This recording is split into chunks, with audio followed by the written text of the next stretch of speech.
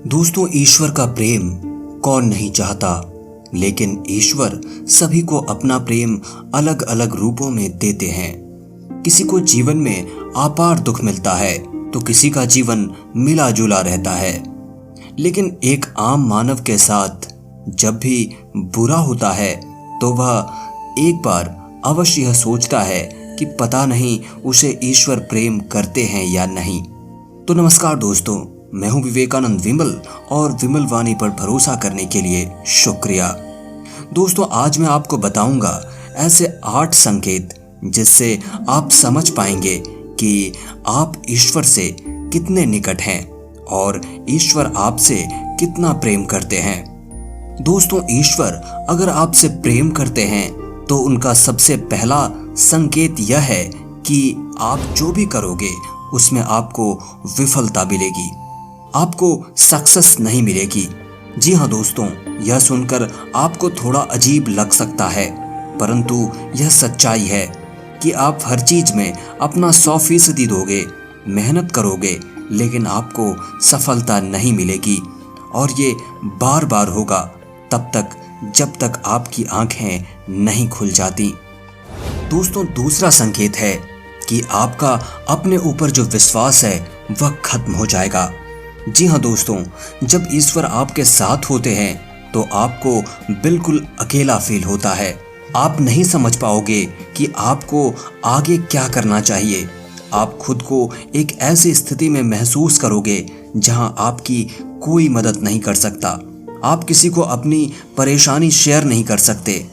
अगर बता भी दोगे किसी को तो उनके लिए यह बहुत छोटी बात होगी या वह इस पर ध्यान ही नहीं देंगे। दोस्तों, ईश्वर का तीसरा संकेत है आपके जीवन में दुख चरम सीमा पर होगा। हाँ दोस्तों, आपको लगेगा मानो कि इससे ज्यादा और क्या बुरा हो सकता है। आप दुख की चरम सीमा को महसूस कर लेंगे। दोस्तों, आपने महान संतों का जीवन देखा होगा।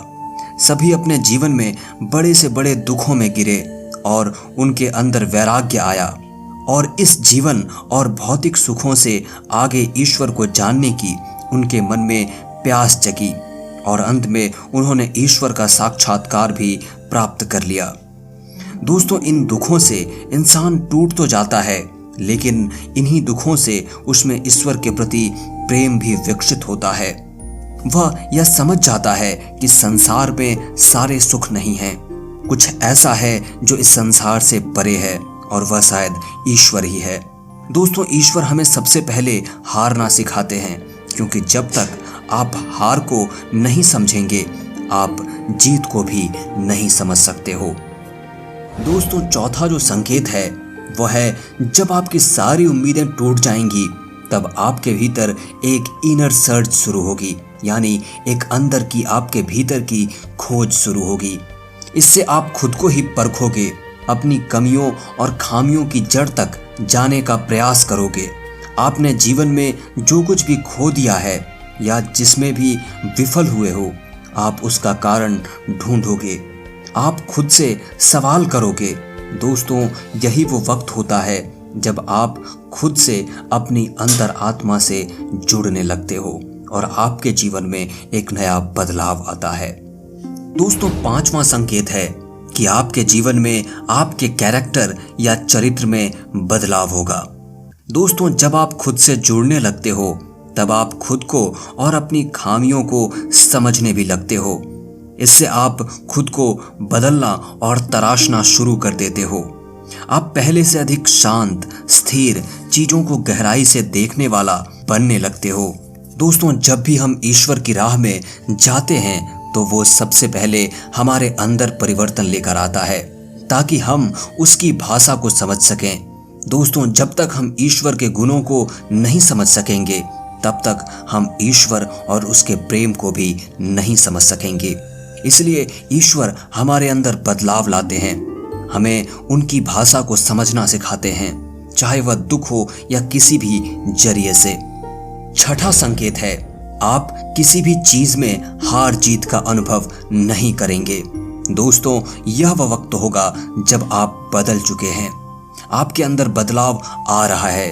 अब आपका नजरिया जीवन के प्रति बदलता जाएगा, जिससे बाहर घट रही घटनाओं का असर भी आपके ऊपर बहुत कम होगा। बाहर संसार में होने वाली हर घटना को आप एक नाटक के रूप में देखना शुरू कर दोगे, न कि एक वास्तविकता के रूप में। आपके अंदर साक्षी भाव आ जाएगा। आपके लिए सब कुछ संसार महज एक नाटक होगा, इससे ज्यादा और कुछ भी नहीं। दोस्तों, 7वां संकेत है, जब आपको यह महसूस होने लगेगा कि आप ईश्वर के बहुत निकट पहुंच चुके हो, उसी समय आपके जीवन में सबसे बड़ा झटका लगेगा। दोस्तों, यह ईश्वर की सबसे कड़ी परीक्षा होती है। यहाँ आपके विश्वास, आपकी बुद्धि, हर चीज तौली जाएगी। जो कुछ भी आपने अभी तक अपनी यात्रा और साधना के द्वारा सीखी है, इस वक्त आपके जीवन में ऐसी ऐसी परेशानियां, दुख आदि या इतना सुख, ऐसो आराम आ जाएगा कि आपको वाकई लगेगा कि ईश्वर तो कुछ भी नहीं है, वह केवल एक झूठ है, एक छलावा है। यह समय सबसे अधिक धैर्य का होता है। अगर आप इस समय अपने पद से विचलित नहीं हुए तो 8वें संकेत के रूप में ईश्वर या तो खुद आपके समक्ष प्रस्तुत हो जाते हैं, फिर चाहे वह किसी भी रूप में हो। दोस्तों, यह 8वां संकेत ऐसा होता है जिसे शब्दों में व्यक्त नहीं किया जा सकता। इस स्थिति में पहुंचने पर आपके मन में लेश मात्र भी संशय नहीं रह जाएगा कि ईश्वर आपके साथ नहीं है।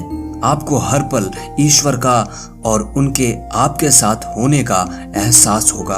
आप इस अनुभूति को पाकर मदमस्त रहेंगे और आपको ऐसी शांति और आनंद की अनुभूति होगी जिसे बातों के द्वारा तो नहीं कहा जा सकता है।